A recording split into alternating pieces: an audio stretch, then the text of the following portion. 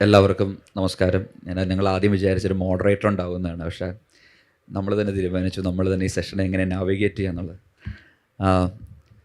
വളരെ വിദ്യാഭ്യാസത്തെക്കുറിച്ച് നമ്മൾ ഒത്തിരി ചർച്ചകൾ, പ്രത്യേകിച്ചും ഈ ഈ പുതിയ യുഗത്തിൽ, കാരണം ടെക്നോളജിയും അല്ലെങ്കിൽ എ ഐയും മറ്റ് അഡ്വാൻസ്മെൻറ്റുകൾ നടക്കുമ്പോൾ വിദ്യാഭ്യാസത്തിൻ്റെ ഡയറക്ഷൻ എന്താണ്, അല്ലെങ്കിൽ പുതിയ ഡെഫിനിഷൻ എന്താണ്, പർപ്പസ് എന്താണെന്നൊക്കെ നമ്മൾ കുറേ ചർച്ചകൾ ചെയ്തുകൊണ്ടിരിക്കുന്നു.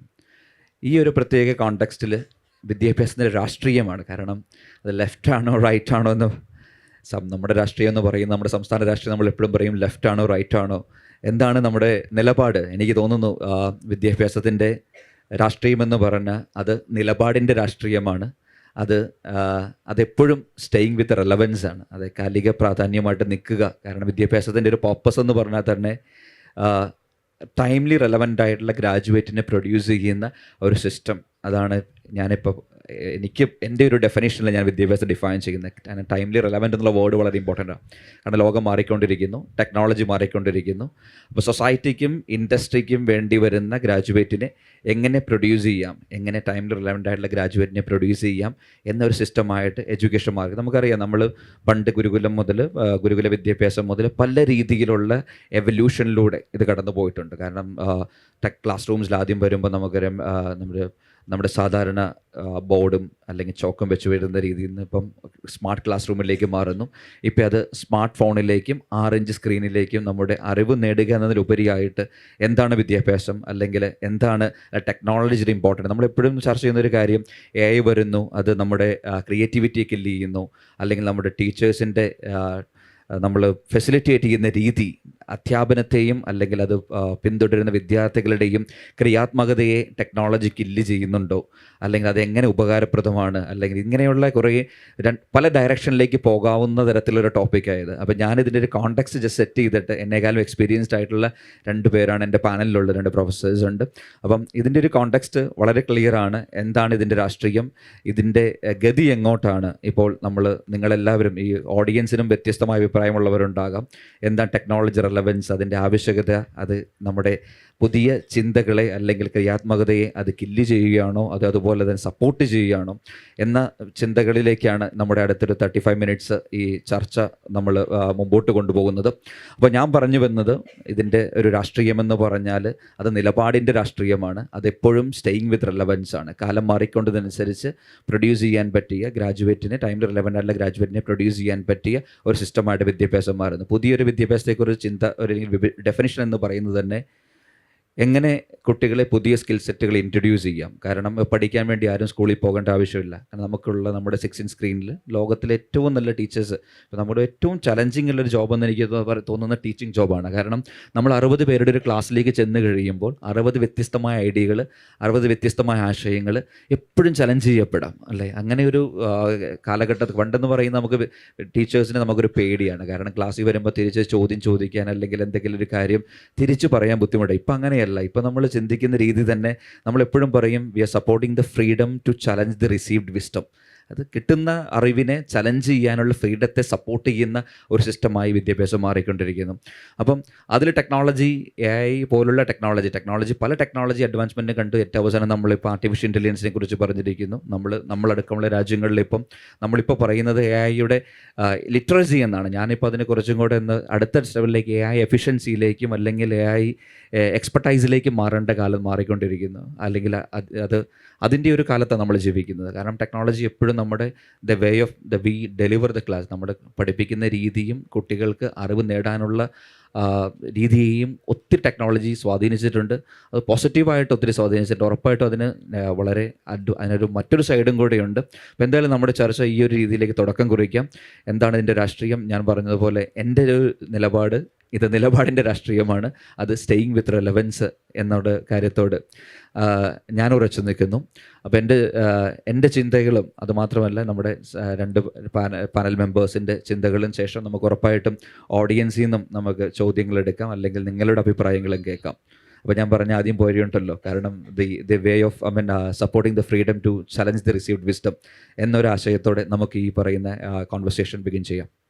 എൻ്റെ പേര് സോമൻ. അപ്പം ഞാൻ റിസർച്ച് ചെയ്യുന്നത് ഈ എയുടെ മാത്തമാറ്റിക്സ് എങ്ങനെ ഒരു SLC +2 ലെവലിലേക്ക് കൊണ്ടുവരാം. ഇന്നത് ബിടെക് ലെവലൊക്കെ പഠിപ്പിക്കുകയാണെങ്കിൽ 3rd ഇയർ 4th ഇയർ ലെവലിലാണ് അതിൻ്റെ മാത്സ് കവർ ചെയ്യുന്നത്. അപ്പം അത് സ്കൂൾ ലെവലിൽ ഒക്കെ കൊണ്ടുവരണം. അത് അങ്ങനെ കൊണ്ടുവരാനുള്ള ഒരു റീസൺ എന്താണെന്ന് പറയുകയാണെങ്കിൽ, this technology is moving very fast. നമ്മളതിനെ ഗൈഡ് ചെയ്തില്ലെങ്കിൽ ഇത് നമുക്കെതിരെ തിരിയും. അപ്പോൾ അത്രമാത്രം കഴിവുള്ള ഒരു ടെക്നോളജിയാണ് ആണിത്. ഒരു ഉദാഹരണം പറയുകയാണെങ്കിൽ, ഒരു കുട്ടി, സപ്പോസ് ഒരു കുട്ടി ലൈബ്രറി പോകുന്നു. ലൈബ്രറി പോയി തിരിച്ചു വരുമ്പം ആ ലൈബ്രറിയിലുള്ള മുഴുവൻ ബുക്കുകളുടെയും നോളജ് ആ കുട്ടിക്കുണ്ടാവുകയാണെങ്കിൽ എങ്ങനെയിരിക്കും? ആ കുട്ടികൾ പിന്നെ എന്തും ചോദിക്കാം. അപ്പോൾ അതുപോലുള്ള ഒരു ടെക്നോളജിയാണ് നമ്മളിപ്പം ഡീൽ ചെയ്യുന്നത്. അപ്പം അത് നമ്മൾ future generation they should properly guide. അപ്പോൾ ഇതിൻ്റെ ഒരു പ്രശ്നം എന്താണെന്ന് പറയുകയാണെങ്കിൽ, ഈ AI വർക്ക് ചെയ്യുന്നത് നമ്മുടെ കാഴ്ചപ്പാടുള്ള ബുദ്ധി പോലെ അല്ല. അത് നമ്മളൊരു 3 ഡയമെൻഷണൽ സ്പേസിൽ, ബയോളജി ഡിഫൈൻ ചെയ്തുള്ള 3 ഡയമെൻഷണൽ സ്പേസിലാണ് നമ്മുടെ ബ്രെയിൻ വർക്ക് ചെയ്യുന്നത്. ഒരു ഫിസിക്കൽ ഇടാണത്. അതുപോലല്ല AI വർക്ക് ചെയ്യുന്ന ഒരു മാത്തമാറ്റിക്കൽ സ്പേസിലാണ്. അതിൻ്റെ ഡയമെൻഷൻ 3 അല്ല, ഇൻഫിനൈറ്റാണ്. അപ്പം അതിന് സ്പീച്ചായാലും ടെക്സ്റ്റായാലും നമ്മൾ എന്ത് കൊടുത്താലും അത് കാണുന്നത് ഒരുപോലെയാണ്. നമുക്ക് ടെക്സ്റ്റ് ലാംഗ്വേജ് ഒന്നാണ്, ഇമേജ് അല്ലെങ്കിൽ വീഡിയോ വേറെ ഡാറ്റയാണ്, വേറെ ടൈപ്പ് ഡാറ്റയാണ്. പക്ഷേ AIക്ക് അങ്ങനെയല്ല, AIക്കെല്ലാം ഒന്നാണ്. അപ്പോൾ അതാണ് ഇതിൻ്റെ പ്രത്യേകത. അപ്പം ഇതിൻ്റെ ഉള്ളിലുള്ള വർക്കിംഗ് നമുക്ക് മാത്തമാറ്റിക്സ് ഉപയോഗിച്ച് മാത്രമേ മനസ്സിലാക്കാൻ പറ്റുള്ളൂ. വേറെ ഒന്നും ഇതിന് മനസ്സിലാക്കാൻ പറ്റില്ല. അപ്പോൾ ഇത് ഡീറെയിൽ ചെയ്ത് പോവുകയാണെങ്കിൽ അതിനെ മനസ്സിലാക്കാൻ കഴിവുള്ള ഒരു 10-20% ആൾക്കാർ നമ്മളെ വിദ്യാഭ്യാസം ഉണ്ടല്ലോ വാർത്തെടുക്കണം. അല്ലെങ്കിൽ നമ്മൾ ഡിപ്ലോയ് ചെയ്യുന്ന AI വലിയ പ്രശ്നങ്ങളുണ്ടാക്കും. ഇതിൻ്റെ വേറൊരു സൈഡ് നിറഞ്ഞത് ഇത് പറയാൻ കാരണം എന്താ പറഞ്ഞെങ്കിൽ, ഇപ്പം AI ടൂൾസ് ഉപയോഗിച്ചിട്ട് നമുക്ക് പെട്ടെന്നൊരു ആപ്ലിക്കേഷൻ ഉണ്ടാക്കാം, വർക്ക് ചെയ്യും. പക്ഷേ അതുണ്ടാക്കി അവരോട് ചോദിക്കുക, ഇതെങ്ങനെയാണ് ഉള്ളിൽ വർക്ക് ചെയ്യുന്നത്? ഇതുവരെ അങ്ങനെ ആയിരുന്നില്ല. ഉണ്ടാക്കിയ ആൾക്ക് അതിൻ്റെ വർക്കിംഗ് വളരെ വ്യക്തമായിട്ട് പറഞ്ഞുതരാൻ പറ്റും.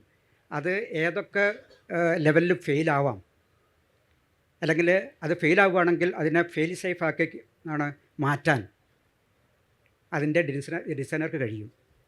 അതുപോലെയല്ല ഈ സാധനം, കാരണം ഇത് മാത്തമാറ്റിക്സ് സ്പേസിലാണ് വർക്ക് ചെയ്യുന്നത്. അപ്പോൾ അവിടെയാണ് ഇതിൻ്റെ പ്രശ്നം. അപ്പോൾ അതുകൊണ്ടാണ് ഞാൻ എൻ്റെ ബാക്കിയുള്ള ലൈഫ് റിസർച്ച് ഇതിലേക്ക് മാറ്റിയത്. അപ്പം ഞാൻ കേരളത്തിലെ ടെക്സ്റ്റ് ബുക്കൊക്കെ നോക്കുന്ന സമയത്ത് അതിൽ മാത്തമാറ്റിക്സിൽ ചെറിയ പ്രശ്നങ്ങളുണ്ട്. അത് അല്പം കമ്പ്യൂട്ടേഷനിലാക്കണം. ഏത് സബ്ജക്റ്റും അവർ കമ്പ്യൂട്ടേഷനിലാക്കി മാറ്റിയെങ്കിൽ മാത്രമേ ഉള്ളൂ ഈ AI ഒരു +1 +2 ലെവലിൽ സ്റ്റുഡൻസിന് ഒക്കെ ഡീൽ ചെയ്യാൻ പറ്റുള്ളൂ. അപ്പോൾ ആ ലെവലിലേക്ക് അതിൻ്റെ മാത്സ് കൊണ്ടുവരണം. അപ്പോൾ ഇത്രയും പറഞ്ഞ് ഞാൻ നമസ്കാരം. നമുക്കറിയാം നിർമ്മിത ബുദ്ധി വേറെ ഏത് സാങ്കേതിക വിദ്യയെ പോലെ അതൊരു ന്യൂട്രൽ സ്റ്റാൻഡുള്ള ഒരു സാങ്കേതിക വിദ്യയാണ്. മനുഷ്യൻ്റെ യുക്തി പോലെ അല്ലെങ്കിൽ ജീവജാലങ്ങളുടെ യുക്തി പോലെ തീരുമാനങ്ങൾ എടുക്കാൻ കഴിയുന്ന യന്ത്രങ്ങൾ ഉണ്ടാക്കുക. അപ്പോൾ ആ യന്ത്രങ്ങൾ ഉണ്ടാക്കിയിട്ട് ആ യന്ത്രങ്ങൾ ഉപയോഗിച്ച് അധ്വാനഭാരം കുറയ്ക്കുക, അങ്ങനെ നമുക്ക് വേണ്ട കാര്യങ്ങൾ ചെയ്ത് കിട്ടുക. അതായത് ഡു മോർ വിത്ത് ലെസ് എന്ന് പറയുന്ന ഒരു ഫിലോസഫിയിലാണ് ഇന്ന് എല്ലാ മേഖലകളിലേക്കും ഈ നിർമ്മിത ബുദ്ധി കടന്ന് ചെന്നിട്ടുള്ളത്. അപ്പോൾ ഇത് മനസ്സിലാക്കുമ്പോൾ, അതായത് ഡു മോർ വിത്ത് ലെസ്, കുറച്ച് അധ്വാനം കൊണ്ട് കൂടുതൽ കാര്യങ്ങൾ നേടാൻ കഴിയുമെങ്കിൽ അതിൻ്റെ രാഷ്ട്രീയത്തിലേക്ക് നമുക്കൊന്ന് നോക്കേണ്ട ആവശ്യമുണ്ട്. അതിൻ്റെ രാഷ്ട്രീയം കുറച്ച് അധ്വാനം, അങ്ങനെയാണെങ്കിൽ അധ്വാനിക്കുന്നവർ കുറച്ച് മതി എന്ന് പറയുന്ന ഒരു സ്റ്റാൻഡ് എടുക്കാം അല്ലേ? അതായത് തൊഴിൽ നഷ്ടം എന്ന് പറയുന്ന ഒരു സ്റ്റാൻഡ്. ഉള്ള തൊഴിലാളികൾ കൂടുതൽ മെച്ചപ്പെട്ട രീതിയിൽ ഉപയോഗിച്ച് കൂടുതൽ ഉൽപ്പന്നങ്ങൾ ഉണ്ടാക്കാം. അതായത് അബൻഡൻസ് എന്നൊക്കെ പറയുന്ന ഒരു അപ്പുറത്തെ സൈഡിലേക്ക് നമുക്ക് ചിന്തിക്കാം. അങ്ങനെയാണെങ്കിൽ ഈ എയുടെ അല്ലെങ്കിൽ നിർമ്മിത ബുദ്ധി കൊണ്ടുണ്ടാക്കുന്ന പ്രോഡക്ട്സിൻ്റെയോ സർവീസസിൻ്റെയോ ഗുണം സമൂഹത്തിലെ എല്ലാ ആൾക്കാരിലേക്കും എത്തും. അപ്പോൾ നിർമ്മിത ബുദ്ധി തൊഴിലില്ലാതാക്കും ഒരു സൈഡിൽ, അങ്ങനെ ചിന്തിക്കാം. അല്ലെങ്കിൽ നിർമ്മിത ബുദ്ധി കൊണ്ട് കൂടുതൽ പ്രോഡക്ട്സും സർവീസസും ഉണ്ടാക്കി സമൂഹത്തിന് പ്രയോജനം ഉണ്ടാക്കാം. അപ്പോൾ ഈ ഒരു കോണ്ടെക്സ്റ്റിലാണ് നിർമ്മിത ബുദ്ധി പറയുമ്പോൾ ഇന്ത്യയുടെ ഡോക്യുമെൻറ്റേഷൻ അല്ലെങ്കിൽ പോളിസി റെക്കമെൻഡേഷനൊക്കെ നോക്കിയാലും ലോകത്തിലെ തന്നെ പോളിസി റെക്കമെൻഡേഷൻസ് നോക്കിയാലും നിർമ്മിത ബുദ്ധി പറയുന്ന സമയത്ത് തന്നെ റെസ്പോൺസിബിൾ AI അല്ലെങ്കിൽ എങ്ങനെ നിർമ്മിത ബുദ്ധി റെസ്പോൺസിബിളായിട്ട് ഉപയോഗിക്കണം എന്നുകൂടി സംസാരിക്കാറുണ്ട്. അപ്പോൾ വിദ്യാഭ്യാസത്തിൻ്റെ രാഷ്ട്രീയം നോക്കുമ്പോഴും ഈ റെസ്പോൺസിബിലിറ്റി എന്ന് പറയുന്ന എലമെൻറ്റ്, എങ്ങനെ നിർമ്മിത ബുദ്ധി, നമുക്കറിയാം ഇന്ന് എല്ലാ മേഖലകളിലും നിർമ്മിത ബുദ്ധി വേണം, അത് പഠിച്ചാൽ മാത്രമേ നാളെ ഇന്ന് ചെയ്യുന്ന തൊഴിലുകൾ ചെയ്യാൻ കഴിയുള്ളൂ എന്ന് പറയുന്ന ഒരു കാലത്തിലാണ് നമ്മൾ നിൽക്കുന്നത്.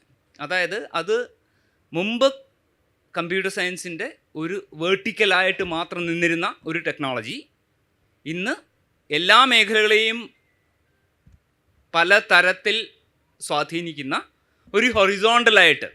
സയൻസുകാർക്ക് നിർമ്മിത ബുദ്ധി വേണം, സോഷ്യൽ സയൻസിന് വേണം, ബയോളജിക്ക് വേണം, എല്ലാവർക്കും വേണം, മീഡിയയിൽ പോലും വേണം. അപ്പോൾ എല്ലാവരെയും സ്വാധീനിക്കുന്ന ഈ ടെക്നോളജി വിദ്യാഭ്യാസത്തിൽ എങ്ങനെ സ്വാധീനിക്കാം, അതിൻ്റെ രാഷ്ട്രീയം എന്താണ് എന്നുള്ളതാണല്ലോ നമ്മുടെ ചർച്ചാ വിഷയം. സ്റ്റോം പറഞ്ഞ പോലെ അതിനൊരു നിലപാടിൻ്റെ രാഷ്ട്രീയമാണ്. പ്രൊഫസർ സോമൻ പറഞ്ഞ പോലെ അത് അതിൻ്റെ എല്ലാ അർത്ഥത്തിലും അതിൻ്റെ മാത്തമാറ്റിക്കൽ സെൻസിൽ തന്നെ മനസ്സിലാക്കേണ്ട ഒരു ആവശ്യമുണ്ട്. അപ്പോൾ അതിനെക്കുറിച്ച് ചിന്തിക്കുമ്പോൾ എൻ്റെ മനസ്സിലേക്ക് വരുന്ന 3 കാര്യങ്ങളാണ്. വിദ്യാഭ്യാസത്തിൽ നമ്മൾ വിദ്യാഭ്യാസത്തെക്കുറിച്ച് ചിന്തിക്കുമ്പോൾ നമുക്ക് ആദ്യം ചിന്തിക്കേണ്ടത് അറിവ് നിർമ്മിക്കുന്നതിനെക്കുറിച്ചാണ്. അതായത് നോളജ് ക്രിയേഷൻ. ഈ സ്റ്റാറ്റിസ്റ്റിക്കൽ റെഗുലാരിറ്റീസ് അല്ലെങ്കിൽ മുമ്പ് കണ്ട കാര്യങ്ങൾ, അതിൽ നിന്ന് കുറച്ച് കാര്യങ്ങൾ പഠിച്ചിട്ട് അതിനെ നമ്മൾ എക്സ്പ്ലോയിറ്റേഷൻ എന്നൊക്കെ ഈ AI ഭാഷയിൽ വിളിക്കും. പഠിച്ചിട്ട് പുതിയ കാര്യങ്ങൾ അതിൽ നിന്ന് കണ്ടെത്താൻ ശ്രമിക്കുന്നു, എക്സ്പ്ലോറേഷൻ എന്ന് പറയും. അപ്പോൾ ഈ എക്സ്പ്ലോറേഷൻ സൈക്കിളിലൂടെയാണ് നമ്മുടെ ബുദ്ധിയെ മോഡൽ ചെയ്തിരിക്കുന്ന ഈ ബ്ലാക്ക് ബോക്സ് എന്ന് പ്രൊഫസർ സോമൻ പറഞ്ഞ ഈ ന്യൂറൽ നെറ്റ്വർക്ക് മോഡലുകളൊക്കെ ബിൽഡ് ചെയ്തിരിക്കുന്നത്. അപ്പോൾ അതിൻ്റെ ഒരു പ്രശ്നമെന്ന് പറയുന്നത് എന്താണോ അതിന് കൊടുത്തിട്ടുള്ളത് അതുപയോഗിച്ചാണ് അത് ആദ്യത്തെ കാര്യങ്ങൾ പഠിക്കുന്നത്. അതിനുശേഷം സാഹചര്യങ്ങൾ അനുസരിച്ച് അതിൻ്റെ ആ പഠന രീതി മാറും. ഇതിന് റീഇൻഫോഴ്സ്മെൻറ്റ് ലേണിംഗ് എന്നൊക്കെ AI പറയുന്നത്. അപ്പം ഇതിൻ്റെ ഒരു ഇഷ്യൂ എന്താണെന്ന് വെച്ചാൽ നമ്മൾ ചരിത്രപരമായിട്ട് പല കാര്യങ്ങളും തെറ്റായി ചെയ്തിട്ടുണ്ടാവാം. ഈ തെറ്റുകളുടെ ഒരു കളക്ഷനിൽ നിന്നാണ് ഇങ്ങനെയുള്ള AI പഠിക്കുന്നതെങ്കിൽ പിന്നീട് അതിനെ ഗൈഡ് ചെയ്യുന്നതും അങ്ങനെ തന്നെയാണെങ്കിൽ അങ്ങനെ ഉൽപ്പാദിപ്പിക്കപ്പെടുന്ന അറിവിൽ തെറ്റുകളായിരിക്കും പലപ്പോഴും ശരികളേക്കാൾ കൂടുതൽ. അപ്പോൾ ഈ റെസ്പോൺസിബിലിറ്റി, നോളജ് ക്രിയേഷൻ എന്ന് പറയുന്ന കോണ്ടെക്സ്റ്റിൽ അല്ലെങ്കിൽ അറിവിൻ്റെ ഉൽപ്പാദനത്തിൽ AI ഉപയോഗിക്കുന്നതുകൊണ്ട് തെറ്റില്ല. പക്ഷേ ഉപയോഗിക്കുന്നത് ആ റെസ്പോൺസിബിലിറ്റി അല്ലെങ്കിൽ ഉത്തരവാദിത്ത ബോധത്തോട് തന്നെ ഉപയോഗിക്കണമെന്നുള്ള ആ ഒരു ഡയമെൻഷനാണ് ഞാൻ ആദ്യമായിട്ട് പറയാൻ ആഗ്രഹിക്കുന്നത്. രണ്ടാമത്, നമുക്കറിയാം ഒരു ക്ലാസ് റൂമിൽ ഒരു അധ്യാപകൻ പഠിപ്പിക്കുമ്പോൾ രണ്ടാമത് അറിവിൻ്റെ വിതരണമാണ്. അറിവിൻ്റെ വിതരണം, ഡിസിമിനേഷൻ ഓഫ് നോളജ്. ആ ഒരു കോണ്ടെക്സ്റ്റിൽ, ആ വിതരണത്തിൽ നമ്മളിന്ന് ഒരുപാട് കേൾക്കുന്നതാണ് റോബോട്ടിക് ടീച്ചേഴ്സ് അല്ലേ? റോബോട്ട് വന്ന് ക്ലാസ്സിൽ കാര്യങ്ങൾ പറഞ്ഞാൽ മതി. അപ്പോൾ ഒരു ക്ലാസ് റൂമിൽ അല്ലെങ്കിൽ ഒരു പഠിതാവ് അല്ലെങ്കിൽ ഒരു പഠന പ്രക്രിയ നടത്തുന്ന ഒരു സ്ഥലത്ത് കുറച്ച് കണ്ടൻറ്റിൻ്റെ പല രീതിയിലുള്ള റെപ്രസെൻറ്റേഷൻസ് മാത്രമാണ് എത്തുക. ഹയർ എഡ്യൂക്കേഷൻ സ്പേസിലേക്കൊക്കെ നിങ്ങൾ നോക്കുകയാണെങ്കിൽ നമ്മൾ പലപ്പോഴും പറയും ക്രിയേഷൻ ഓഫ് നോളജ്. അതായത് പ്രൊഫസർ സോമൻ നേരത്തെ പറഞ്ഞ പോലെ ആ വരുന്ന ആൾക്കാർ നമ്മളിലേക്ക് കുറച്ച് കാര്യങ്ങൾ കൊണ്ടുവരുന്നുണ്ട്. അവരുടെ ഈ 60 ജീവിത സാഹചര്യങ്ങളിൽ നിന്ന് 60 തരത്തിൽ പഠിച്ചിട്ടുള്ള ആൾക്കാർ 60 പേര് നിങ്ങളുടെ ഫ്രണ്ടിൽ നിൽക്കുകയാണ്. നിങ്ങളൊരു ടീച്ചറാണ്.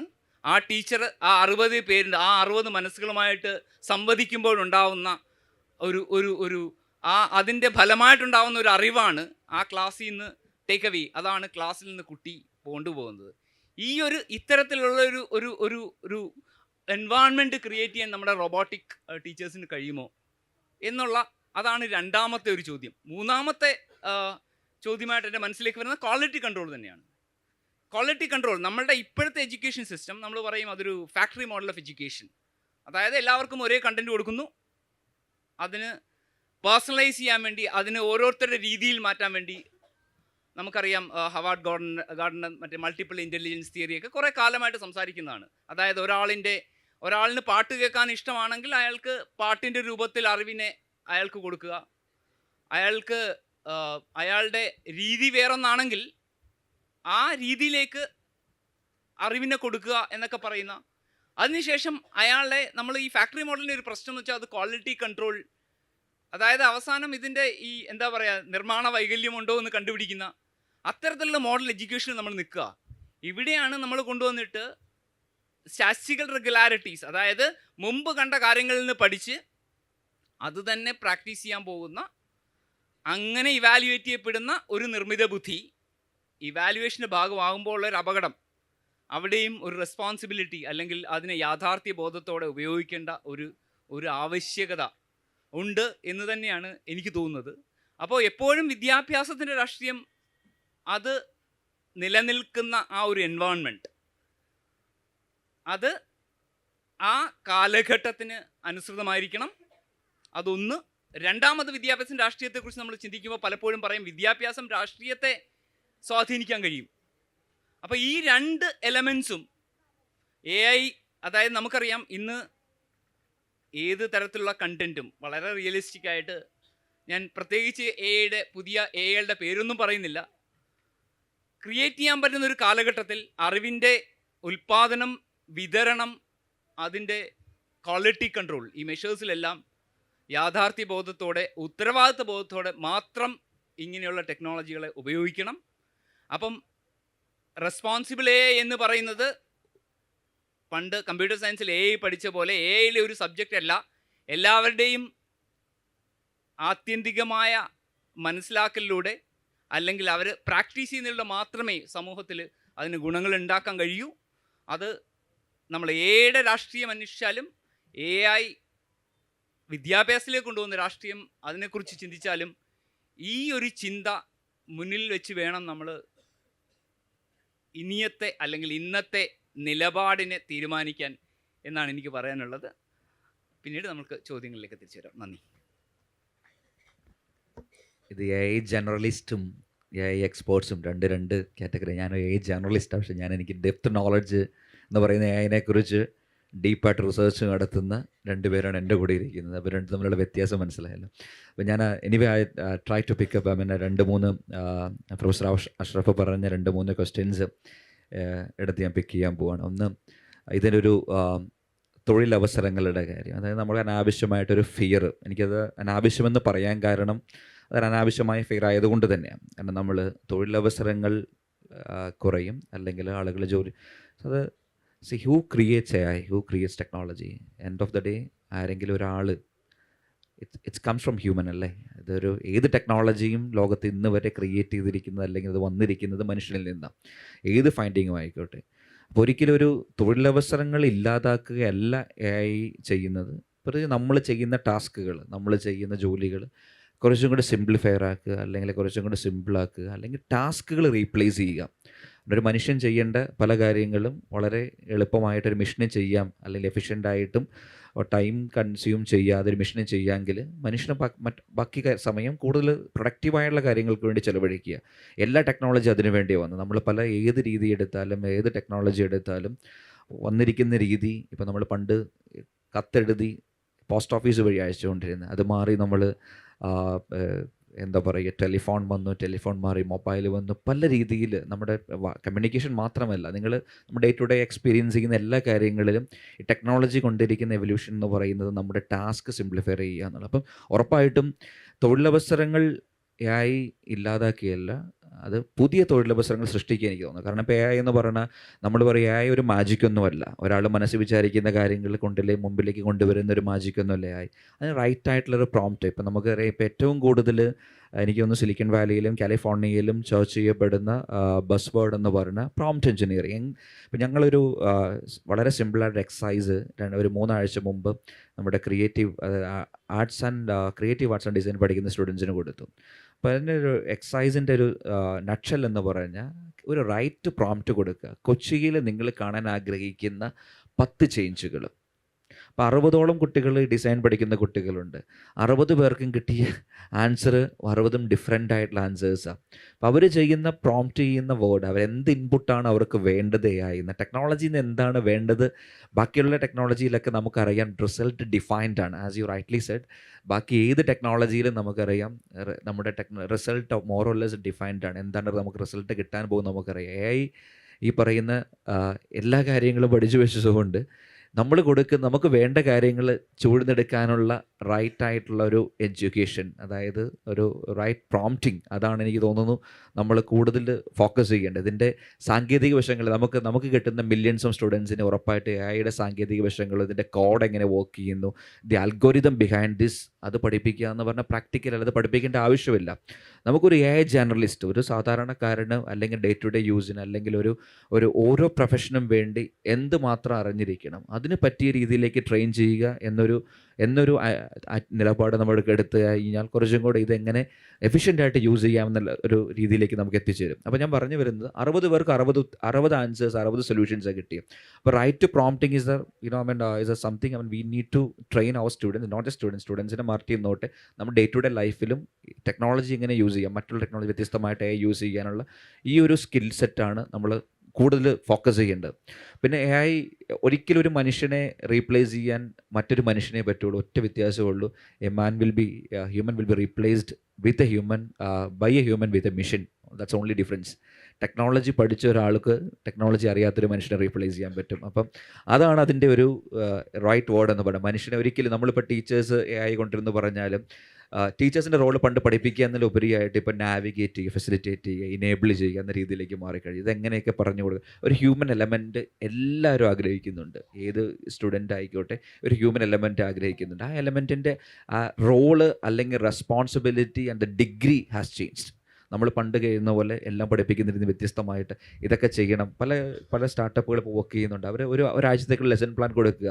സ്റ്റുഡൻസ് തന്നെ പഠിച്ചിട്ട് ഒരാഴ്ച കഴിയുമ്പോൾ എന്താണ് അവർ അസസ് ചെയ്യുന്ന രീതിയിലേക്ക് മാറിക്കഴിഞ്ഞു. അപ്പോൾ ടെക്നോളജി കൊണ്ടുവരുന്ന നല്ല കാര്യങ്ങൾ, ഇപ്പോൾ ടാസ്ക് സിംപ്ലിഫൈ ചെയ്യുക, അല്ലെങ്കിൽ നമുക്ക് അനാവശ്യ കാര്യങ്ങളിൽ നമ്മൾ സമയം ചിലവഴിക്കാതെ കുറച്ചും കൂടി എളുപ്പമാകുന്ന രീതിയിലേക്ക് മാറ്റുക. പിന്നെ coming back to your last point, which is something very crucial and responsible AI അല്ലെങ്കിൽ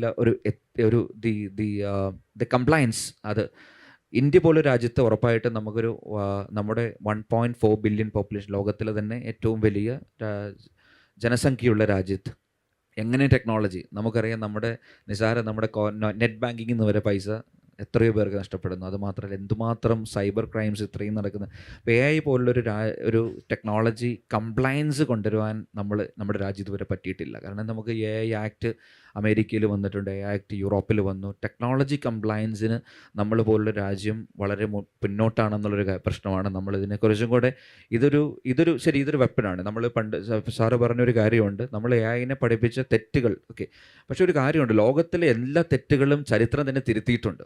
ലോകത്ത് കിടന്ന എല്ലാ തെറ്റുകളും, യുദ്ധം നടന്നിട്ടുണ്ട്, പിന്നെ യുദ്ധം വേണ്ടായിരുന്നു പറഞ്ഞിട്ടുണ്ട്. നമ്മൾ നടന്ന എല്ലാ തെറ്റുകളും എടുത്തു, അത് ചരിത്രം തിരുത്തിയിട്ടുണ്ട്, അല്ലെങ്കിൽ അതിന് മറ്റൊരു വേർഷൻ ഉണ്ടെന്ന് ആളുകൾ പറഞ്ഞിട്ടുണ്ട്. ഇതുവരെയുള്ള എല്ലാ കാര്യങ്ങളിലും ചിലപ്പോൾ സമയം കുറച്ചെടുത്തിരിക്കാം, ഒരു 5 വർഷം കഴിയുമ്പോഴേക്കും ചിലപ്പോൾ 5 ദിവസം കഴിയുമ്പോഴേക്കും പറഞ്ഞിരിക്കുന്നത്. അപ്പോൾ ഇതെല്ലാം ഫീഡ് ചെയ്യാനുള്ള ഒരു കപ്പാസിറ്റി ടെക്നോളജിക്ക് ഉള്ളിടത്തോളം കാലം നമുക്ക് വളരെ എളുപ്പമാണ്. നമുക്ക് ഒരിക്കലും ഗോ ബാക്ക് ചെയ്ത് അന്ന് എന്ത് നടന്നു, ചരിത്രത്തിൽ അത് നടന്നു, അതിൻ്റെ ടേക്ക് അവേസ് എന്താണെന്ന് ഈ പറയുന്ന ഒരു എൻസൈക്ലോപീഡിയ ആവാൻ ഒരു മനുഷ്യനും പറ്റില്ല, ഒരാൾക്കും പറ്റില്ല, ഒരു ലേമാന് പറ്റില്ല. ഇതെല്ലാം അറിഞ്ഞിരിക്കുന്നൊരു മിഷൻ കൂടെ ഉണ്ടെങ്കിൽ കുറച്ചും കൂടെ നമ്മുടെ കാര്യങ്ങൾ ഇങ്ങനെ ഒരു തെറ്റ് നൂറ്റാണ്ടുകൾക്ക് മുമ്പ് സംഭവിച്ചു, ഇതാണ് ഇപ്പം നമ്മൾ കോവിഡിനെ കുറിച്ച് പല ക്രൈസിസ് നമ്മൾ ഫേസ് ചെയ്തപ്പം ഇതിനൊരു സൊല്യൂഷൻ നമ്മളിങ്ങനെ കണ്ടുപിടിച്ചിരുന്നു, ഇത് ബെറ്റർ സൊല്യൂഷൻ ഇങ്ങനെ ചെയ്യാമായിരുന്നു എന്ന് പറഞ്ഞ് തരുന്ന ഒരു ടെക്നോളജി ഉണ്ടെങ്കിൽ നമുക്ക് ഫ്യൂച്ചർ കുറച്ചും കൂടെ എന്താ പറയുക എളുപ്പമാകാൻ, എഫിഷ്യൻ്റ് ആകാൻ പറ്റും. It's all about bringing efficiency into not just in education, even our day to day life as well. അതാണ് എനിക്ക് തോന്നുന്നു AI കുറച്ചും കൂടെ ഡെമോക്രറ്റൈസ് ചെയ്യണം. കാരണം ഇത് കുറച്ച് പേരുടെ കയ്യിൽ മാത്രം നമ്മളിപ്പോൾ ലിറ്ററസിയെ കുറിച്ചാണ് പറയുന്നത്. AI എഫിഷ്യൻസി എങ്ങനെ കൊണ്ടുവരാം, അതെങ്ങനെ ഡെമോക്രറ്റൈസ് ചെയ്യാം, അതെങ്ങനെ കുറച്ചും കൂടെ ലോക്കലൈസ് ചെയ്യാം, എല്ലാവർക്കും അതെങ്ങനെ ടെക്നോളജിയുടെ അല്ലെങ്കിൽ അതിൻ്റെ ഒരു ഗുഡ് തിങ്സ് എൻജോയ് ചെയ്യാൻ പറ്റുന്ന രീതിയിലേക്ക് മാറ്റുക. അതായിരിക്കും നമ്മൾ ഫോക്കസ് ചെയ്യേണ്ട അടുത്തൊരു വ്യൂ പോയിന്റ് നമ്മളെപ്പോലൊരു ഇത്രയും ജനസംഖ്യയുള്ള രാജ്യത്ത് എന്നെനിക്ക് തോന്നുന്നു. AI ഏറ്റവും കൂടുതൽ ഡിസ്റപ്ഷൻ ഉണ്ടാക്കുന്നത് ഈ എക്സ്പെർട്ട് പ്രഡിക്റ്റ് ചെയ്തത്, ഒന്ന് എഡ്യൂക്കേഷൻ, രണ്ട് ഹെൽത്ത് കെയർ. അപ്പോൾ ആ ഡിസ്റപ്ഷന് നമ്മുടെ എഡ്യൂക്കേഷൻ സിസ്റ്റം തയ്യാറാണോ അല്ലേ? Are we making ourselves ready for it? ഞാനൊരു കുറേ ഡിവൈസ് കൊണ്ടുവന്നിട്ടുണ്ട്, പറയാം. ആദ്യം മെഡിക്കൽ. കോവിഡ് സമയത്ത് ഈ വൈറസിൻ്റെ DNA സീക്വൻസ് ചെയ്യാൻ ഉപയോഗിച്ചൊരു എക്യുപ്മെൻ്റാണിത്. ഓക്കെ, ഇതേ എക്യുപ്മെൻറ്റ് ഇന്ന് മെഡിക്കൽ ഫീൽഡിൽ യൂസ് ചെയ്യാൻ പോകുന്നത് ഓക്കെ വേറൊരു രീതിയിലാണ്. നമ്മുടെ ഹെൽത്ത് ഡിസൈഡ് ചെയ്യുന്നത് നമ്മുടെ ഗട്ട്സിലുള്ള മൈക്രോബയോമാണ് നമ്മുടെ ഹെൽത്തിനെ ഏറ്റവും കൂടുതൽ ഡിസൈഡ് ചെയ്യുന്നത്. അപ്പോൾ ആ മൈക്രോബയോം എടുത്തിട്ട് അതിൻ്റെ DNA സീക്വൻസ് എടുത്ത് അതിൻ്റെ പോപ്പുലേഷൻ സ്റ്റഡി ആണെങ്കിൽ ഓക്കെ നമ്മുടെ ഹെൽത്തിനെ പറ്റിയുള്ള ആ സ്റ്റാറ്റസ് നമുക്ക് മനസ്സിലാക്കാൻ പറ്റും. ഇത് ഇന്നത്തെ MBBS DNA സീക്വൻസ് അനാലിസിസ് അങ്ങനെ ഒരു ഭാഗേ അവരുടെ സിലബസിലില്ല. Okay, so that type of disruption is going to happen. എൻ്റെ പ്രായത്തിൽ ഒരു MBBS ഡിഗ്രി എടുക്കാൻ ഇന്ന് ഒരു കുട്ടി സ്പെൻഡ് ചെയ്യുന്നത് 5.5 years ആണ്. ഓക്കെ, അതിൻ്റെ യാതൊരു ആവശ്യമില്ല. Already there are 2 universities in the world, ഒന്ന് ഇറ്റലിയിൽ, ഒന്ന് ഹോങ്കോങ്ങിൽ. ഓക്കെ, 5.5 വർഷം കൊണ്ട് 2 ഡിഗ്രി, 4 വർഷം കംപ്ലീറ്റ് ചെയ്യുകയാണെങ്കിൽ എൻജിനീയറിങ്, ബാക്കി കൊണ്ടെന്നറിയോ മെഡിസിൻ. ഇത് രണ്ടും കൂടി ചേർത്തിലുള്ള ഒരു ഫിസിഷ്യനർ ആണ് അവർ പ്രൊഡ്യൂസ് ചെയ്യുന്നത്. ഓക്കെ, പിന്നെ മെഡിസിനുള്ള പലതും AR/VR ടെക്നോളജി വെച്ചിട്ട് വളരെ ഈസിയായി പഠിക്കാവുന്നുള്ളൂ. അത് മെഡിക്കലിൽ. I am in engineering. അപ്പം ഈ AI എന്ന് പറയുന്നതെങ്കിൽ AI ചാറ്റ് ബോട്ടുകൾ നടന്നറിയോ, it is equal to thousands of gurus. അപ്പം ഇന്ന് സബ്ജക്റ്റ് പറയുന്നത് ഇലക്ട്രിക്കൽ എഞ്ചിനീയറിങ്, കമ്മ്യൂണിക്കേഷൻ എഞ്ചിനീയറിങ്, ഇങ്ങനെയുള്ള കുറേ ഭാഗങ്ങളായിട്ടാണ്. അപ്പോൾ ഈ ടെക്നോളജി ഉപയോഗിക്കുന്ന സമയത്ത് പിന്നെ റെഡ്യൂസ്ഡ്, ഞാൻ മുമ്പ് പറഞ്ഞ പോലുള്ള സിംപ്ലിഫൈഡ് മാത്സ് ഉപയോഗിക്കുന്ന സമയത്ത് 4 വർഷം കൊണ്ട് ഇലക്ട്രിക്കൽ, ഇലക്ട്രോണിക്സ്, കമ്പ്യൂട്ടർ സയൻസ്, ഞങ്ങൾ പറയുന്ന എല്ലാ എഞ്ചിനീയറിങ്ങും 4 വർഷം കൊണ്ട് പോസിബിളാണ്. പക്ഷേ ഒന്ന് പഠിക്കുന്ന രീതിയും പഠിപ്പിക്കുന്ന രീതിയും നമ്മൾ മാറ്റണം. പിന്നെ ഗവൺമെൻറ് ലെവലിൽ, ഗവൺമെൻറ് ഓൾറെഡി AICT ഇതിന് എഞ്ചിനീയറിംഗ് കൺട്രോൾ ചെയ്യുന്നത് ഓൾ ഇന്ത്യ ടെക്നിക്കൽ എഡ്യൂക്കേഷനാണ്. അവർ ഓൾറെഡി എല്ലാ ഫ്ലൂയിഡും തന്നിട്ടുണ്ട്. പക്ഷെ എന്താ അറിയോ, എഡ്യൂക്കേഷൻ ഇൻസ്റ്റിറ്റ്യൂഷൻ നടത്തുന്ന ആൾക്കാർ they are not yet ready for accepting this. Okay, ഉദാഹരണമായിട്ട് ഇവിടെ ഞാൻ കുറേ ഇത് കൊണ്ടുവന്നിട്ടുണ്ട്. ഇതൊരു അഡാലൻ 2000 എന്ന് പറയും. ഓക്കെ, ഈ ഡിവൈസ് ഇലക്ട്രോണിക് കമ്പോണൻ്റ് കണക്ട് ചെയ്യുന്നു, ഒരു PC കണക്ട് ചെയ്യുന്നു. PC പെട്ടെന്ന് തന്നെ ഒരു ഓസിലോസ്കോപ്പായി മാറും. ഇത് സ്കൂളിൽ കൊടുക്കാവുന്നേ ഉള്ളൂ. ഇന്ന് സ്കൂളിൽ എനിക്ക് തോന്നുന്നില്ല അവർ ഈ ഇലക്ട്രിക്കലിലെ ഓംസ് ലോ, ക്രിച്ചോഫ് അങ്ങനെയുള്ളതൊക്കെ എക്സ്പെരിമെൻ്റ് ചെയ്ത് അവിടെ മെഷർമെൻ്റ് എടുക്കണ്ടോ എന്നുള്ളത്. ഇന്നറിയും ഇത് ഇങ്ങനൊരു ഡിവൈസ് ലാബ് പോകേണ്ട ആവശ്യമില്ല. ഇതൊരു കമ്മ്യൂണിക്കേഷനാണ്. കമ്മ്യൂണിക്കേഷൻ സിസ്റ്റം സ്റ്റഡി ചെയ്യാനുള്ള ഇതാണ് ക്യാൻ ട്രാൻസ്മിറ്റ് ആൻഡ് റിസീവ്. അപ്പോൾ എന്താ പറയുക, electrical, electronics and communication okay ഒരു ഇയർ കൊണ്ട് പഠിച്ച് ഉണ്ടാക്കാവുന്നേ ഉള്ളൂ. ലാബ് പോകേണ്ട ആവശ്യമില്ല. വീട്ടിലിരുന്ന് തന്നെ എല്ലാ എക്സ്പെരിമെൻറ്റും ചെയ്യാൻ പറ്റും. ഇവരുടെ വെബ്സൈറ്റിൽ പോയിട്ടുണ്ടെങ്കിൽ ഒരു 100 എക്സ്പെരിമെൻറ്റ് കാണും. നമ്മൾ സാർ എഞ്ചിനീയറിംഗ് കോളേജിൽ ഒരു സ്റ്റുഡൻറ്റ് മാക്സിമം ഒരു സെമസ്റ്ററിൽ മാക്സിമം ഇലക്ട്രോണിക്സിൽ 10 എക്സ്പെരിമെൻറ്റേ ചെയ്യുള്ളൂ. ഇത് എത്ര വേണേൽ ചെയ്യാം. മൊബൈൽ PC ഇല്ലെങ്കിൽ, അല്ലെങ്കിൽ എന്താണ് ഒരു ലാപ്ടോപ്പ് ഇല്ലെങ്കിൽ മൊബൈൽ യൂസ് ചെയ്താൽ മതി. മൊബൈൽ ഉടനെ ഒരു വേറെ ഓസ്ലോസോപ്പായി മാറും. അപ്പോൾ അങ്ങനെയുള്ള ഒരു ടെക്നോളജിക്കൽ ഏജിലാണ് ഇപ്പോൾ നമ്മൾ ജീവിക്കുന്നത്. അപ്പം ഈ എല്ലാ എൻജിനീയറിങ്ങും ഒന്നിച്ച് പഠിക്കാനാണ്. ഞാൻ ഇലക്ട്രിക്കൽ എഞ്ചിനീയറാണ്. ഓക്കെ. പക്ഷേ പ്രസിഡൻ്റ് ഞാൻ RICയിലാണ് പഠിച്ചത്. ഒരു മെഷീൻ, ഇലക്ട്രിക്കൽ മെഷീൻ ഞാൻ ആ 4 വർഷത്തിൽ ഉണ്ടാക്കിയിട്ടില്ല. ഇന്നങ്ങനെയല്ല. ഇന്ന് സ്റ്റുഡൻസിന് അതിന് വേണ്ട എല്ലാ ഭാഗങ്ങളും വാങ്ങി അസംബിൾ ചെയ്ത് ഒരു ഇലക്ട്രിക്കൽ മോട്ടോറോ ഇലക്ട്രിക്കൽ ജനറേറ്ററോ ഉണ്ടാക്കാൻ പറ്റും. അന്നത് സാധ്യമായിരുന്നില്ല. ഓക്കെ. പിന്നത് പോസിബിളാണ്. അപ്പം നമ്മുടെ ടീച്ചിങ് മെത്തഡോളജിയിൽ അന്ന് ഞാൻ പഠിച്ചിരുന്നത് എന്താ അറിയോ, learning for examination, writing examination. Syllabus എന്താണ്? എല്ലാം ട്യൂൺഡ് ഫോർ റൈറ്റിംഗ് എക്സാമിനേഷൻ. അതൊന്നും മാറ്റണം. We are no learning for no acquiring skills. അപ്പം നമ്മൾ ഇപ്പോൾ എന്താ ചെയ്തിരിക്കുന്നെങ്കിൽ നമ്മൾ നമ്മുടെ യൂണിവേഴ്സിറ്റിയിൽ സ്ലോലി AICTE പറയേണ്ട അങ്ങനെ ഫോളോ ചെയ്യാൻ പറ്റുമെങ്കിൽ അങ്ങനെ ചെയ്യണം. എല്ലാ ഫൈനൽ എക്സാമിന് പകരം ഓക്കെ പ്രോജക്റ്റ് ബേസ്ഡ്, അതും ഗ്രൂപ്പ് പ്രോജക്റ്റ്, അവർ നമ്മളെ കമ്മ്യൂണിക്കേറ്റ് ചെയ്യണം. ഗ്രൂപ്പ് പ്രോജക്റ്റ് ബേസ് ആയിട്ട് അവർ പ്രോഡക്റ്റ് ഡിസൈൻ ചെയ്യണം. അതുപോലെ അസൈൻമെൻറ്റ്, ഇന്ന അസൈൻമെൻറ്റ് ഒരു മീനിങ്ങും ഇല്ല. നമ്മൾ അസൈൻമെൻറ്റ് കൊടുക്കുന്ന ChatGPT വെച്ച് അവർ അടിച്ചിട്ട് കൊണ്ടുവരും. അപ്പോൾ അത് മാറ്റിയിട്ട് ഇന്ന് കൊടുക്കാൻ പറ്റുന്നത് ഡിസൈൻ എക്സ്പെരിമെൻറ്റ്സ് ആണ്. You design something. നിങ്ങൾക്കൊരു ഓഡിയോ ആംപ്ലിഫയർ വേണം, ഓക്കെ, ChatGPT യൂസ് ചെയ്തോളൂ. പക്ഷേ ഡിസൈൻ കിട്ടിയതിന് ശേഷം അത് അസംബിൾ ചെയ്യണം. അസംബിൾ ചെയ്ത് അതിൻ്റെ റിസൾട്ട് കാണിച്ചു തരണം. ഇതിനൊന്നും ഒരു ടൈം എടുക്കില്ല. അന്ന് ഇതൊന്നും സാധ്യമായിരുന്നില്ല. ഇന്നെല്ലാം പോസിബിളാണ്. അപ്പോൾ എന്താ പറയുക, 4 വർഷം കൊണ്ട് ഒരു ഫുൾ ഫ്ലഡഡ് എഞ്ചിനീയർ. അപ്പോൾ അങ്ങനെ ഒരു എഞ്ചിനീയർക്ക് മാത്രമേ ഉള്ളൂ AI യുഗത്തിൽ ഇതെല്ലാം എന്താ പറയുക, സ്വന്തമായിട്ട് ഒരു സ്ഥാപനം അല്ലെങ്കിൽ ഒരു സ്റ്റാർട്ടപ്പ് ഉണ്ടാക്കാൻ പറ്റുള്ളൂ. എല്ലാ ആസ്പെക്റ്റും അറിയണം. ഈ എല്ലാ ആസ്പെക്റ്റും 4 വർഷം കൊണ്ട് ഇന്ന് പോസിബിളാണ്. ഓക്കെ. ഹലോ, എനിക്ക് ചോദിക്കാനുള്ളത്, നമ്മളിപ്പം AIയിൽ supervised learning, unsupervised learning and reinforcement learning ഉണ്ട്. അപ്പോൾ നമ്മൾ ഈ സൂപ്പർവൈസ്ഡിലാണെങ്കിൽ ഒരു ഹ്യൂമൻ കൺട്രോൾ ഉണ്ടാവും, നമ്മുടെ തന്നെ ഡാറ്റാ സെറ്റ്സും കാര്യങ്ങളുണ്ടാവും. അപ്പം റീഇൻഫോഴ്സ്മെൻറ്റിലും അൺസൂപ്പർവൈസ്ഡ് ലേണിങ്ങിലും നമുക്ക് അതിനെ എങ്ങനെയാണ് നമുക്ക് അതിൻ്റെ ഒരു എന്താ പറയുക, അതിൻ്റെ റിസ്ക്കും കാര്യങ്ങളും നമുക്ക് മാനേജ് ചെയ്യാൻ പറ്റുക. ഫോർ എക്സാമ്പിൾ, ഇപ്പോൾ ചണ്ഡീഗഡിലായാലും ഒരു സെൽഫ് ഡ്രിവൺ മോട്ടോർ പോയി കഴിഞ്ഞപ്പോൾ അവരുടെ കമ്പനിക്കാർ തന്നെ പരസ്യത്തിനായിട്ട് വന്നു, ഞങ്ങൾ ഉത്തരവാദികളല്ല എന്ന്. അപ്പോൾ അങ്ങനത്തെ ഒരു കാര്യമുണ്ട്. പിന്നെ എനിക്ക് ചോദിക്കാനുള്ളത്, ഇപ്പോൾ നമ്മൾ സാറ് പറഞ്ഞു ഇപ്പം നമുക്ക് ഹെൽത്തിലും എല്ലാം AI ഉപയോഗിക്കാം എന്ന് പറഞ്ഞു. പക്ഷേ നമ്മുടെ ഡാറ്റാ സെറ്റ്സ് മൊത്തം നമുക്കൊരു യൂറോപ്യൻ ഡാറ്റാ സെറ്റ്സ് ആണ് നമുക്ക് അവൈലബിൾ ആയിട്ടുള്ളത്. അപ്പോൾ ഈ യൂറോപ്യൻ ഡാറ്റാ സെറ്റ്സ് നമ്മുടെ ഇന്ത്യൻ ഡാറ്റാ സെറ്റ്സിൻ്റെ കാര്യങ്ങളിൽ നമുക്ക് എന്തെങ്കിലും നമുക്ക് നമ്മുടെ ഇന്ത്യൻസിന് ചെയ്ത് കഴിഞ്ഞാലും നമുക്ക് അനുയോജ്യമായിട്ടുള്ള കാര്യങ്ങൾ ചെയ്താലുമാണല്ലോ നമുക്ക് ഹെൽത്തിലും പിന്നെ ക്ലൈമറ്റിലായാലും നമ്മുടെ അഗ്രികൾച്ചറിലായാലും എല്ലാം ഉപയോഗം. അപ്പോൾ എന്താണ് നമ്മുടെ കാൽവെപ്പുകൾ അതിൽ എന്നാണ് എനിക്ക് 2 കാര്യങ്ങളാണ് ചോദിക്കാനുള്ളത്. Thank you so much. ഞാൻ ഒരു ഒറ്റ വാക്കിൽ ഉത്തരം പറയാം. ഉത്തരവാദിത്തം എന്ന് പറയുന്നത് മനുഷ്യൻ്റെ തന്നെയാണ്. അപ്പോൾ അതിനുള്ള മെക്കാനിസം ഡിസൈൻ അത് മനുഷ്യൻ തന്നെ ചെയ്യണം. റീഇൻഫോഴ്സ്മെൻറ്റ് ലേണിങ്ങിനെ ഗൈഡ് ചെയ്യാനുള്ള, പോളിസിയെ ഗൈഡ് ചെയ്യാനുള്ള തരത്തിലുള്ള റിസർച്ചുകൾ പ്രോഗ്രസ് ചെയ്യുന്നുണ്ട്. രണ്ടാമത്തെ ചോദ്യം, നമ്മുടെ നാട്ടിന് വേണ്ടി ഈ ടെക്നോളജികളെ അതിൻ്റെ കസ്റ്റമൈസേഷൻ അല്ലെങ്കിൽ ലോക്കലൈസേഷൻ എന്ന് പറയുന്നത് AIയിൽ വളരെ അധികം നടക്കുന്നൊരു കാര്യമാണ്. നമുക്കറിയാം, പാൻഡമിക്കിൻ്റെ കാലഘട്ടത്തിൽ പുതിയ മോളിക്യൂൾസിനെ കണ്ടുപിടിച്ച് എന്താ പറയുക, പെട്ടെന്ന് മെഡിസിൻ വന്നു. ഇന്ന് ലക്ഷക്കണക്കിന് മോളിക്യൂൾസിനെ കണ്ടുപിടിക്കുന്ന കമ്പനികളുടെ ഒരു പട തന്നെ നമ്മുടെ സിലിക്കൺ വാലിയിൽ ഉണ്ടായിട്ടുണ്ട്.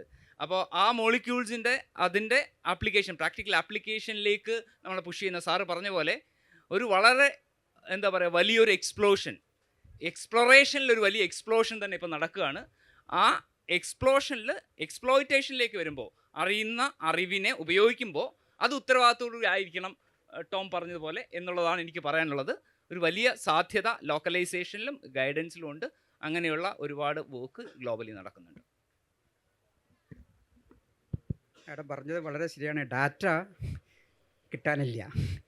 അപ്പോൾ ഹോസ്പിറ്റലിൽ പോയിട്ടുണ്ടെങ്കിൽ അവർ പറയും പേഷ്യൻറ്റിൻ്റെ പെർമിഷൻ വേണം. അപ്പോൾ അവർ സൈൻ വാങ്ങിയിട്ടില്ല. ഡാറ്റ ഉണ്ട്, പക്ഷെ എന്താ പറയുക, പേഷ്യൻ്റെ സൈൻ വാങ്ങിയിട്ടില്ല. അറ്റ്ലീസ്റ്റിന് ഫ്യൂച്ചറിൽ ഏത് ഡാറ്റ എടുത്താലും പേഷ്യൻ്റെ പെർമിഷൻ വാങ്ങുക. അല്ലെങ്കിൽ ഒരു ഗവൺമെൻറ് റെഗുലേഷൻ വഴി എല്ലാ ഹോസ്പിറ്റലും അവരുടെ ഡാറ്റ ഒന്ന് അവിടെ എന്താണ് പേഴ്സണൽ ഡീറ്റെയിൽസ് മാറ്റിയിട്ട് അത് അവൈലബിൾ ആക്കുക. അപ്പോൾ അതൊരു ഭയങ്കര ഇമ്പോർട്ടൻ്റ് ആയിട്ടുള്ളതാണ്. പിന്നെ DNA സീക്വൻസിങ് ഒക്കെ ഓൾ ഇന്ത്യ ലെവലിൽ already നടന്നുകൊണ്ടിരിക്കുകയാണത്. That's all from my side. Thank you and നമസ്കാരം. നമ്മൾ നന്ദി, നമസ്കാരം. കാരണം നമ്മൾ വിഷയം വിദ്യാഭ്യാസത്തിൻ്റെ രാഷ്ട്രീയമാണ്. ടോം പറഞ്ഞ പോലെ നിലപാടിൻ്റെ രാഷ്ട്രീയമാണത്. ആ നിലപാട് മനുഷ്യൻ്റെ നിലപാടാണ്. സാങ്കേതിക വിദ്യയ്ക്ക് നിലപാടില്ല. ആ സാങ്കേതിക വിദ്യ എങ്ങനെ മനുഷ്യൻ ഉപയോഗിക്കുന്നു എന്നുള്ളതാണ് അതിൻ്റെ. ഒരിക്കലും AI ഒരാളിനെ ജോലി കളയില്ല. AI അറിയുന്ന ഒരാൾ AI അറിയാത്ത ഒരാളെ റീപ്ലേസ് ചെയ്യും. നമുക്കറിയാം AI ഉപയോഗിക്കുന്ന ഡോക്ടേഴ്സ് ഇന്ന് പല യൂറോപ്യൻ രാജ്യങ്ങളിലും സർവ്വസാധാരണമായി. ആ ഡോക്ടേഴ്സ് ചിലപ്പോൾ നമുക്ക് കുറച്ചുകൂടി നല്ല ചികിത്സ നൽകാൻ കഴിവുള്ളവരായി മാറാം. അവിടെയും ആ ഉത്തരവാദിത്ത ബോധം കൂടി അതിലുണ്ടാവണം. ആ വിദ്യാഭ്യാസത്തിൽ സാങ്കേതികവിദ്യ ഉപയോഗിക്കുന്നതിലുള്ള ഉത്തരവാദിത്തം ഉണ്ടാവണമെന്ന് പറഞ്ഞുകൊണ്ട് ഞങ്ങൾ ഈ ചർച്ച അവസാനിപ്പിക്കാൻ ആഗ്രഹിക്കുകയാണ്. നന്ദി, നമസ്കാരം.